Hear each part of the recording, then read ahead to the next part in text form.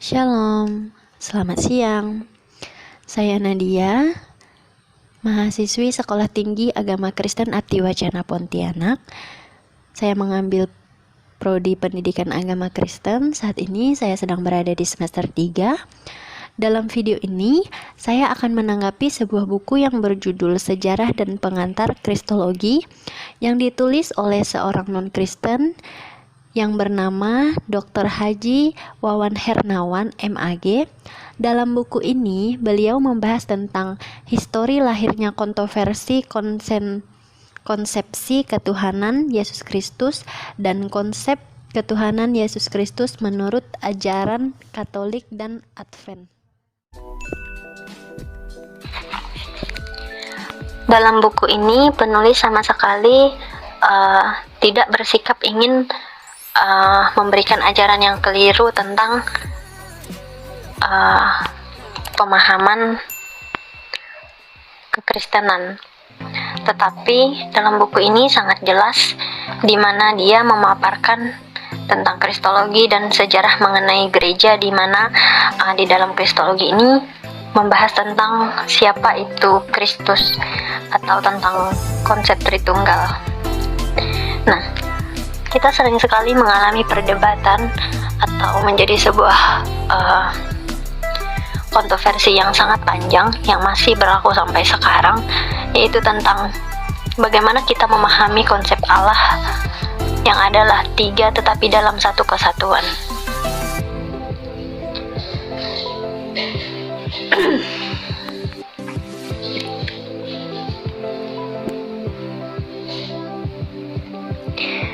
Penulis dalam buku ini sangat ingin menggambarkan, sangat ingin menjelaskan bagaimana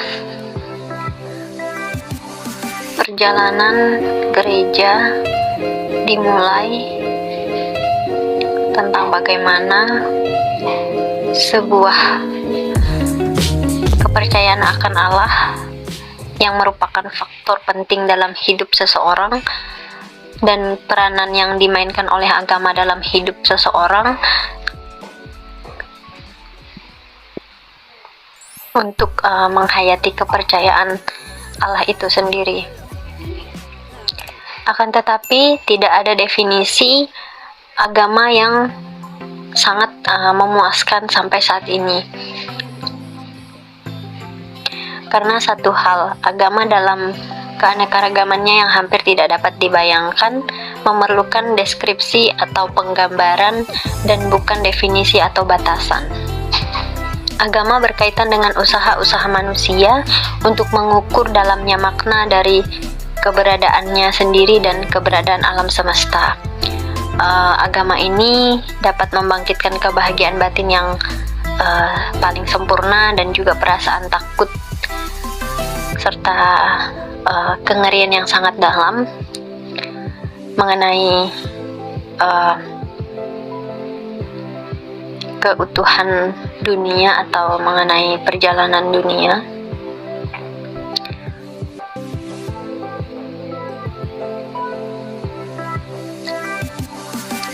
Dari agama, manusia memperoleh lambang-lambang. Dengan lambang-lambang ini, kemudian mereka dapat mengungkapkan hal-hal yang sulit di dunia. Sekalipun hakikat pengalaman keagamaan selamanya tidak dapat diungkapkan. Di sini, penulis ingin mengungkapkan ide tentang Allah dalam membantu memberikan semangat kepada manusia dalam menjalankan tugasnya sehari-hari atau menerima nasibnya yang tidak baik atau bahkan berusaha mengatasi kesulitan-kesulitan yang banyak untuk mendapatkan jalan keluar dalam kehidupan kita hari lepas hari. Pada prinsipnya memang terdapat perlawanan, karena ketika manusia berusaha mengetahui segala sesuatu, manusia juga harus memahami dan mendamaikan dua kutub utama yang senantiasa dirasakan, perlawanan satu sama lain di alam semesta dan di dalam diri manusia itu sendiri, yaitu antara baik dan buruk, cinta dan benci, dan lain sebagainya, benar dan salah, dewa atau setan. Nah, Allah diakui adanya oleh orang beragama. Semua orang beragama mufakat dalam mengartikan Allah sebagai yang maha tinggi, sekalipun arti dari yang maha tinggi ini berbeda-beda. Sangat mustahil menyebutkan semua arti dari yang maha tinggi ini menurut ajaran resmi dari semua agama dan menurut keyakinan orang penganut agama-agama itu. Nah, penulis di sini sangat ingin menjembatani kita untuk memahami tentang bagaimana perkembangan sejarah gereja, apa yang menjadi kontroversi keyakinan orang penganut agama-agama itu.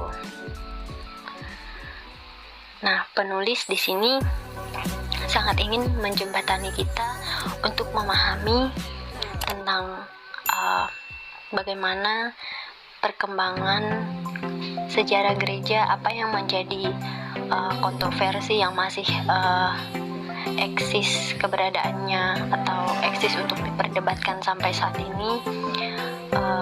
Penulis di sini sangat memberikan gambaran yang jelas tentang sejarah, tentang bagaimana suatu dogma dalam sebuah aliran gereja itu berkembang. Saya rasa orang yang beragama Kristen dan non-Kristen ketika membaca buku ini akan mendapatkan banyak pengalaman, banyak wawasan yang baru mengenai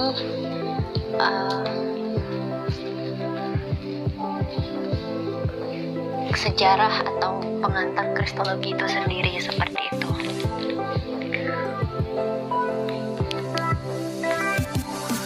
Ini penulis memaparkan kristologi adalah cabang teologi, dan teologi sendiri merupakan refleksi ilmiah atau iman Kristiani. Maka dengan berkristologi sebagai orang beriman, sebagai orang yang percaya dengan sepenuh hatinya kepada Tuhan Yesus Kristus, nah dengan demikian tugas kristologi pada umumnya adalah untuk merenungkan, menyelidiki, dan mengutarakan keyakinan iman bahwa Yesus dari Nazaret adalah Kristus dan Tuhan. Dengan melukiskan tugas kristologi secara demikian, orang menyadari bahwa nama Kristus bukanlah nama diri, bukanlah bagian dari kedua dari nama diri seseorang. Kristus hanya bagian pertamanya, yakni Yesus yang merupakan nama diri, sedangkan Kristus merupakan gelar yang menunjukkan fungsi dan peranan Yesus dalam sejarah penyelamatan.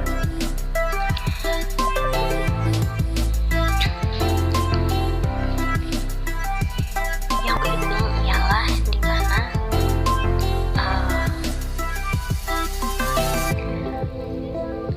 yang menarik dalam buku ini ialah di mana kristologi seperti diistilahkan sebagai monarkianisme modalistis. Allah hanyalah satu dan esa, tunggal, dan anak Allah itu tidak menjadi sungguh-sungguh manusia, sebab ciptaan karya Allah perjanjian lama memang tidak cocok dengan anak Allah, ialah Allah perjanjian baru. Kuasa Allah serta hukum-hukumnya sudah ditumpangkan oleh anak Allah, Yesus Kristus. Bagi orang yang percaya, semuanya itu tidak berlaku lagi untuk membayar uang tebusan kepada Allah pencipta. Kristologi yang serba sinkretis. Kristologi yang serba sinkretis dan simpang siur ini boleh dikatakan bahwa ada pendekatan dasariah yang sama sejauh pemikiran selalu bertitik tolak dari atas, yaitu ciri ilahi Yesus Kristus amat menonjol di samping kesimpang siuran dan bentrokan di kalangan umat Kristen sendiri. Mereka masih juga mesti bergumul dengan lingkungan, situasi sosiopolitik. Maka untuk membenarkan dan membela agama Kristen terhadap kritik dari masyarakat dan para pejabat negara, sejumlah cendekiawan Kristen mengangkat pena dan menyusun pemberiannya yang tidak jarang serentak menyerang kekafiran bangsa Yahudi yang turut mengkritik orang Kristen pada saat itu. Ada seorang tokoh yang menarik yang dituliskan oleh penulis di sini, yaitu Justinus Martir, kurang lebih 90-165 Masehi, merupakan salah seorang yang mencoba memperlihatkan bahwa kepercayaan Kristen tidak ateis, melainkan melainkan monoteisme yang paling murni. Menurut Justinus, Tuhan adalah wujud yang tertinggi yang dapat disamakan dengan yang satu. Ia berusaha menyesuaikan Injil dengan alam pikiran zamannya yang sangat dipengaruhi oleh filsafat Yunani. Maksudnya ingin menunjukkan bahwa hanya Injil saja yang menggenapi segala cita-cita filsafat Yunani seperti itu. Penulis sangat kritis dalam menyampaikan setiap materi dalam buku ini, di mana dia sangat teliti dengan setiap sejarah.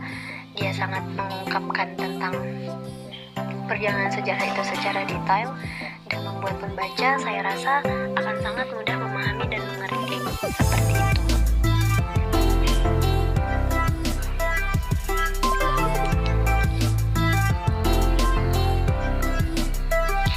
Yang menarik dalam buku ini juga penulis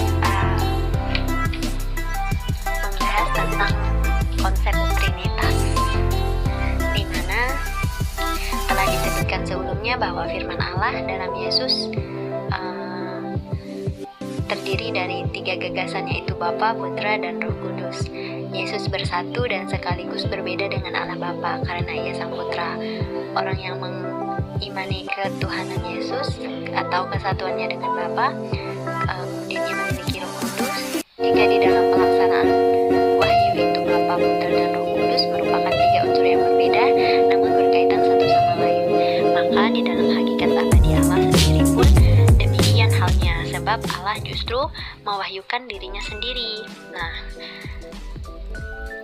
saat ini harus diketahui bahwa keterangan yang jelas menyatakan Allah Trinitas apabila yang menjadi dasar dalam masalah ini keterangan Alkitab, maka di sini orang harus menilainya dari 2 segi. Pertama, apakah benar Alkitab itu telah menegaskan bahwa Allah benar-benar Trinitas? Kedua, apakah Alkitab itu mempunyai kekuatan untuk dijadikan dasar dan alasan terutama dalam masalah yang akan menjadi keyakinan manusia? Sebab sesuatu yang akan menjadi keyakinan harus mempunyai dasar yang kuat dan dapat diyakini pula. Nah, penulis di sini seperti memberikan kepada kita sebuah pertanyaan untuk menjawab tentang bagaimana kita menyikapi Trinitas itu. Jika saya ingin memahami sebuah pemahaman saya tentang Trinitas, maka saya akan melihat dari bagaimana ketiga tokoh ini, ibaratnya bagaimana mereka bekerja seperti itu. Apa yang menjadi pekerjaan ketiganya, itulah yang membuat kita melihat bahwa mereka ini berbeda namun memiliki satu kesatuan. Dari kata bagaimana mereka melakukan pekerjaannya seperti itu. Sehingga dapat kita simpulkan bahwa Allah memang diakui ada oleh orang yang memiliki agama. Semua orang sepakat dalam mengartikan Allah sebagai yang maha tinggi, sekalipun arti yang maha tinggi ini tidak disebutkan secara jelas posisinya itu seperti apa. Nah, tetapi buku ini, sekali lagi saya tegaskan, sangat memberikan pemahaman yang baik untuk kita memahami tentang kristologi itu sendiri. Nah, mungkin hanya ini video atau ulasan atau tanggapan yang saya berikan dalam memahami buku tentang pengantar teologi ini. Semoga video ini bermanfaat dan menjadi pemahaman yang baru untuk kita mengerti tentang siapa itu Kristus, tentang pemahaman kita akan kristologi. Saya rasa video ini cukup sampai di sini. Saya ucapkan terima kasih. Sampai jumpa.